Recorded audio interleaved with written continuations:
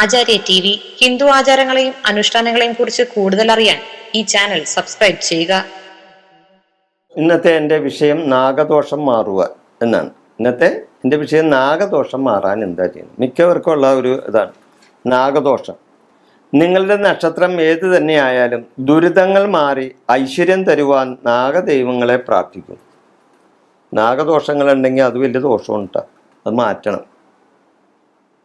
കാരണം ചിലവർക്ക് ഈ പാണ്ട് രോഗങ്ങളൊക്കെ കണ്ടിട്ടില്ലേ, പാണ്ട് ഇവരൊക്കെ മുൻജന്മത്തിൽ ചെയ്തിട്ടുള്ള സർപ്പദോഷത്തിൻ്റെ ഫലമാണ്.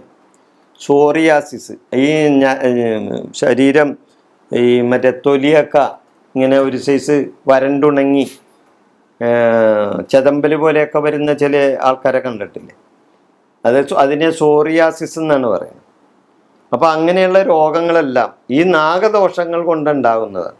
ചിലപ്പോൾ അവർ ഈ ജന്മത്തിൽ ചെയ്തായിരിക്കില്ല, കഴിഞ്ഞ ജന്മത്തിൽ ചെയ്തതിൻ്റെ പാപഫലമാണ് ഈ ജന്മത്തിൽ അവർ അനുഭവിക്കുന്നത്.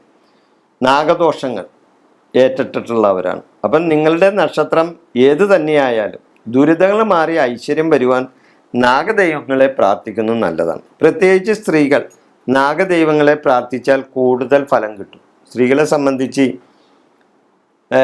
സ്ത്രീകൾ നാഗദൈവങ്ങളോട് പ്രാർത്ഥിച്ചാൽ കൂടുതൽ പുരുഷന്മാരെക്കാളും കൂടുതൽ സ്ത്രീകൾക്ക് അനുഭവം കിട്ടാൻ സാധ്യതയുണ്ട്.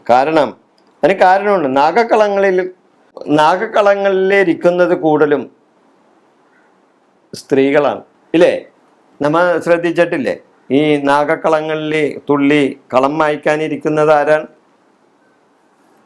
പെൺകുട്ടികളായിരിക്കുള്ളൂ, ഇല്ലേ? കൂടുതലും കന്യകളായ പെൺകുട്ടികളായിരിക്കും, ചിലപ്പോൾ മുതിർന്നവരിയിരിക്കും. അപ്പം നാഗക്കളങ്ങളിൽ തുള്ളിയും കളം മായ്ക്കാനിരിക്കുന്ന സ്ത്രീകളാണല്ലോ.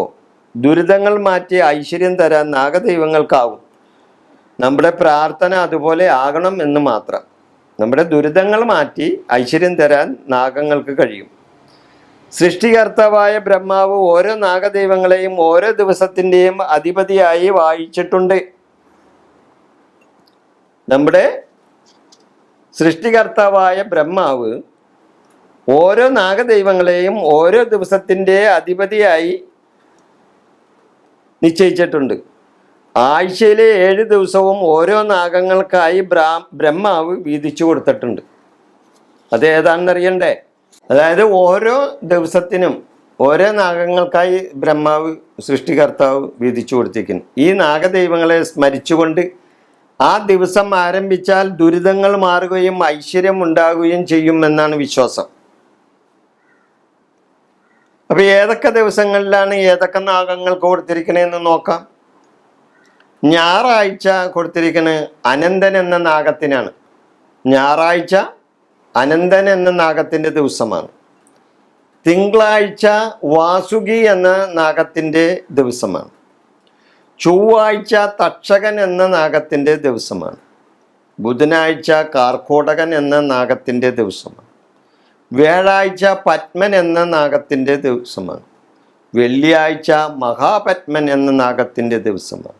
ശനിയാഴ്ച ശംഖഭാഷനൻ എന്ന നാഗത്തിൻ്റെ ദിവസമാണ്.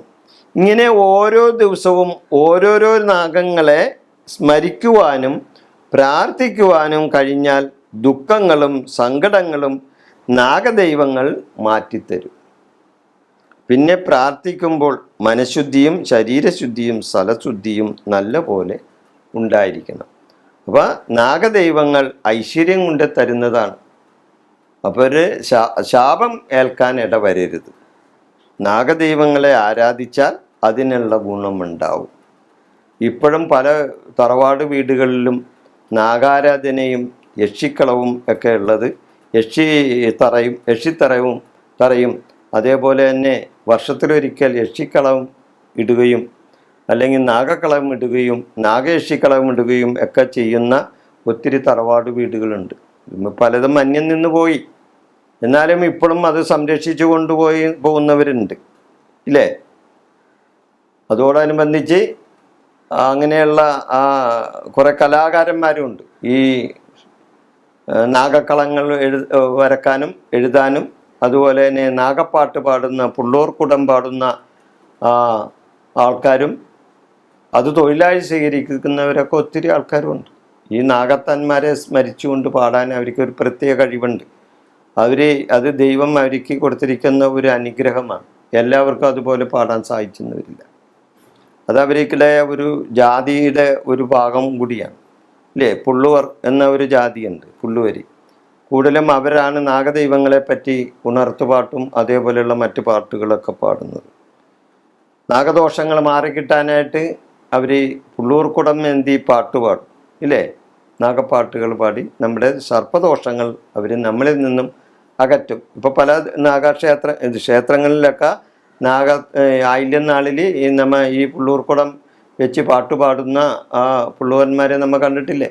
അതവർ നമ്മുടെ സർപ്പദോഷങ്ങൾ മാറ്റുന്നതിന് വേണ്ടി അവർ അവിടെ വന്ന് ആ ദിവസം ഇരിക്കുന്നതാണ്. പലരും അവർക്ക് ദക്ഷിണ കൊടുത്ത് അവരുടെ നാഗദോഷങ്ങൾ മാറുന്നതിന് വേണ്ടി അവരെ പാട്ട് പാടിക്കാറ് നമ്മൾ കാണാറില്ലേ. ഇതൊക്കെ വളരെ നല്ല കാര്യമാണ്, ശ്രേയസ്സുണ്ടാക്കുന്ന കാര്യമാണ്. നാഗദോഷങ്ങൾ മാറുന്നതിന് വളരെ ഉത്തമമാണ്. ഈ വിഷയം ഞാനിവിടെ പറഞ്ഞുകൊണ്ട് ഞാൻ നിർത്തുന്നു. നന്ദി, നമസ്കാരം.